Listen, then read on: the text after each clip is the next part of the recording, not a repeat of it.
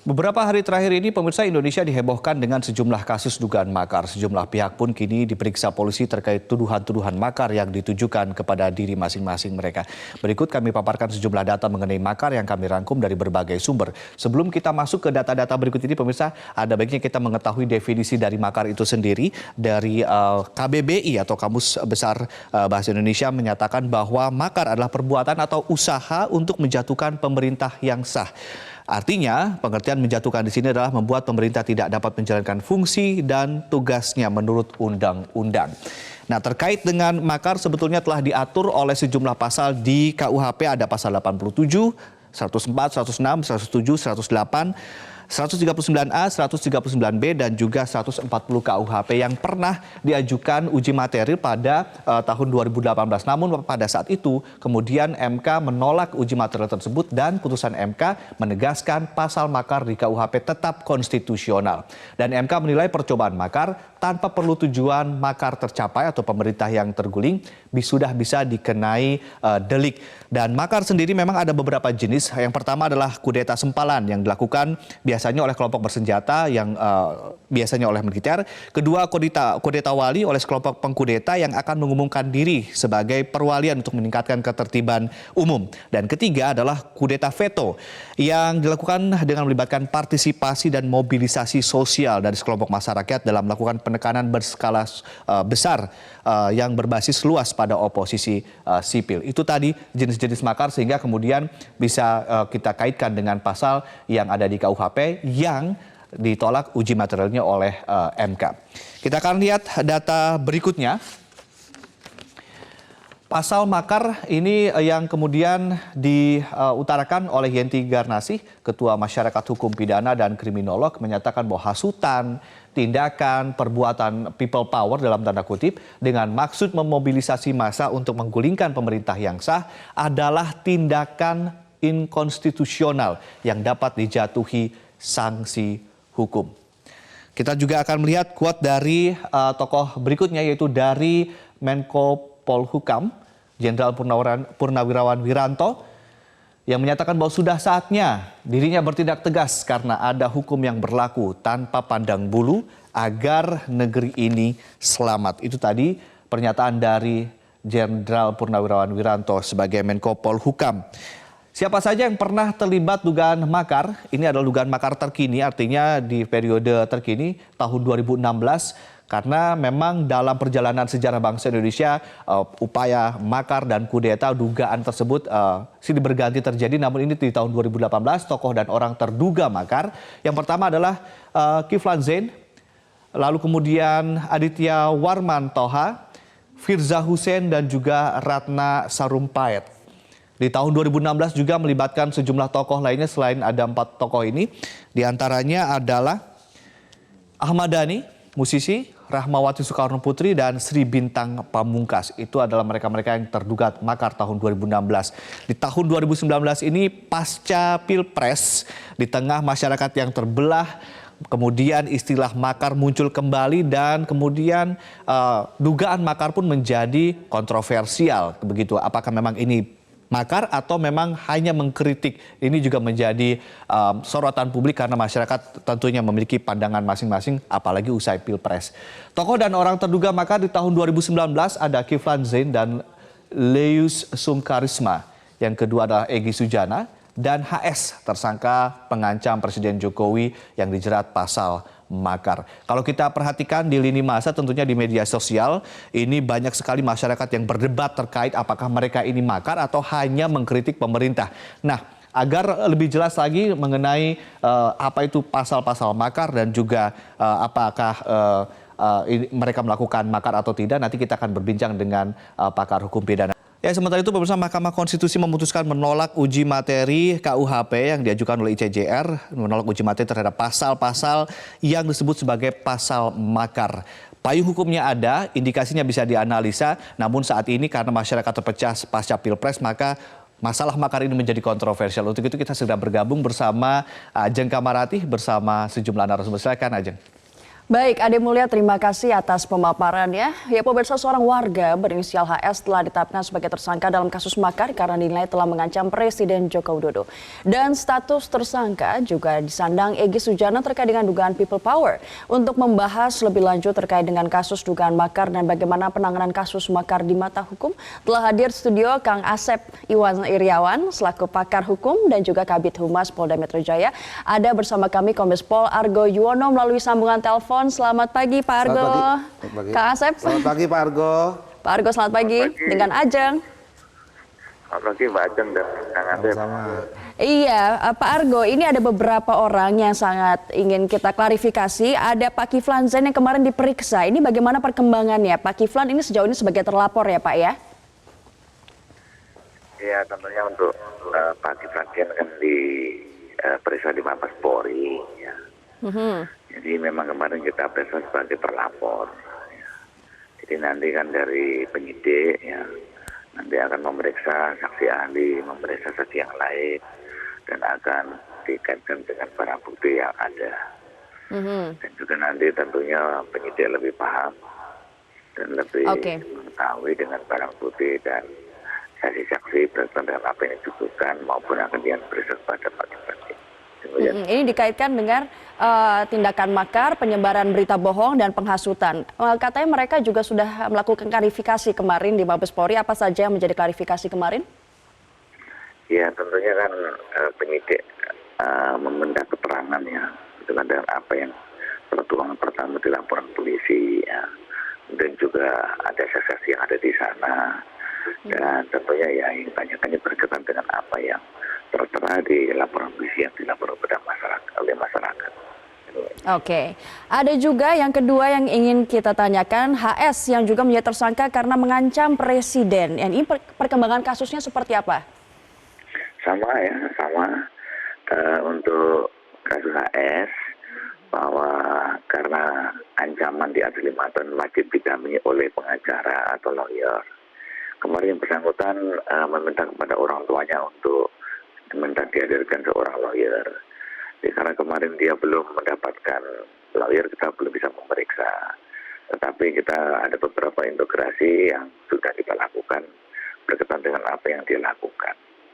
Yang pertama bahwa HS ini mengakui ya apa yang dia lakukan pada saat hari Jumat di depan Bawaslu ada penyampaian pendapat di muka umum di sana. Dan dia mengakui itu. Dan kemudian juga dia juga bisa menunjukkan pakaian, celana, kemudian kaos dan tas yang apa dia gunakan pada saat dia melakukan viral di media sosial, di video yang viral itu. Iya. Jadi dan terakhir, silakan Pak Argo. Ya tentunya penyidik nanti menyinkronkan ya antara video viral dengan ahli ya, dengan saksi yang melihat di situ. Dan kita juga sedang mencari saksi yang lain yang berkaitan dengan ada di video tersebut. Demikian. Oke, baik. Yang terakhir Pak Egy Sujana ini kabarnya sudah ditetapkan sebagai tersangka. Apa yang mendasari statusnya dinaikkan menjadi tersangka? Ya tentunya kan 2 alat bukti yang cukup ya untuk menaikkan status seseorang menjadi tersangka. Yang pertama itu ada saksi, ada sekitar 6 orang saksi sudah kita periksa. Kemudian ahli sudah kita periksa sekitar 4 ya. Kemudian barang bukti sudah kita temukan semuanya. Setelah kita lakukan gelar perkara ya oleh penyidik yang dihadiri oleh beberapa fungsi, bahwa status sudah kita naikkan, kesimpulannya adalah dari terlapor menjadi tersangka. Demikian Pak Ajeng. Oke, Pak Argo, terima kasih telah memberikan informasi terkini mengenai 3 orang atau tokoh yang terduga makar di tahun 2019 ini. Pak Argo Yuwono telah bergabung bersama kami, Kabid Humas Polda Metro Jaya. Kita langsung ke Kang Asep. Kang Asep, makar ini sebenarnya kan sudah diatur di KUHP, anslah kalau bahasa Belandanya. Ya kan, ini batas-batasannya apa sebenarnya sih? Ya, jadi KUHP memang pengertian nggak ada. Betul yang katakan Ajeng, aslah, serangan, atau bahasa panjangnya misdadi unranding. Artinya apa?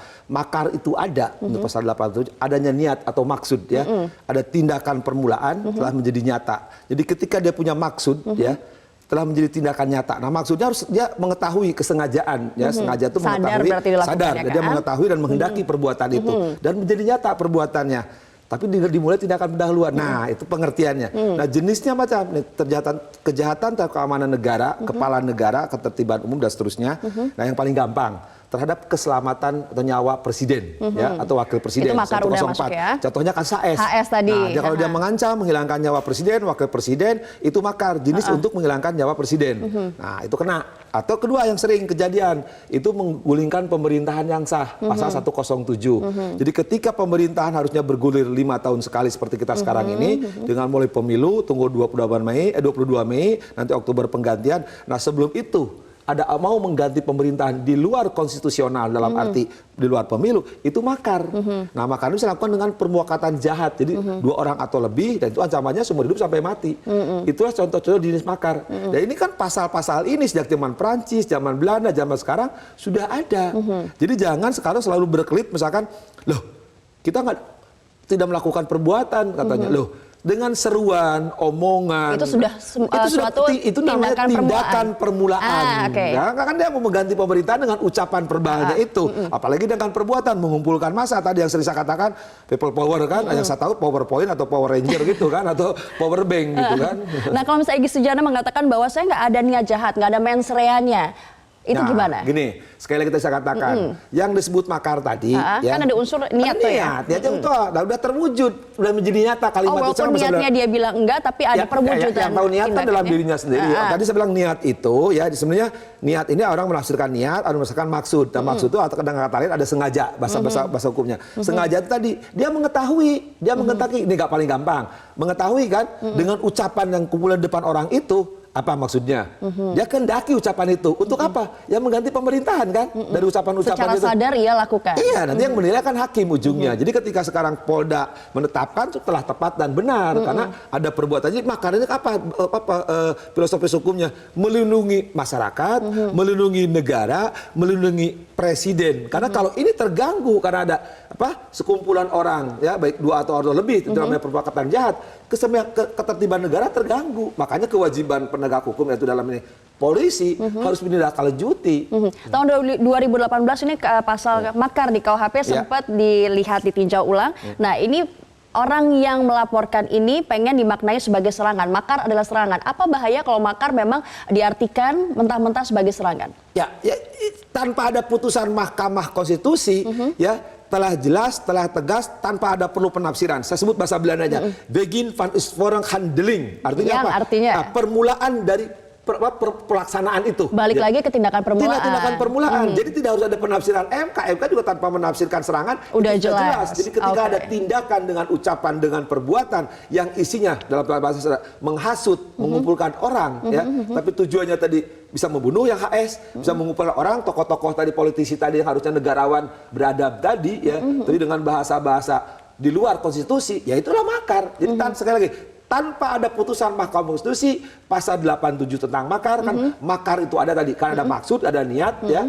dan ada tindakan permulaan dan telah menjadi nyata, itu makar. Dan itu nggak harus sebagai serangan, attack gitu nggak ya, anslah dalam kalau serangan itu namanya pemberontakan, pasalnya lain. Nah, makanya kenapa ini yang agak-agak suka dibingungkan oleh masyarakat. Makar ini universal, hampir seluruh negara-negara menganut pasal ini. Kita kan bekas dari Prancis, Napoleon Bonaparte ke Belanda, Belanda konsolidasi kepada Kode kita, penal. Kode penal. Seluruh dunia sampai sekarang hampir umumnya menganut pasal ini. Kenapa? Melindungi pemerintahan yang sah. Dari bentuk apapun sebenarnya bisa jadi makar, menghasut, ujaran itu bisa termasuk makar. Itu kan makanya kejahatan terhadap keamanan negara.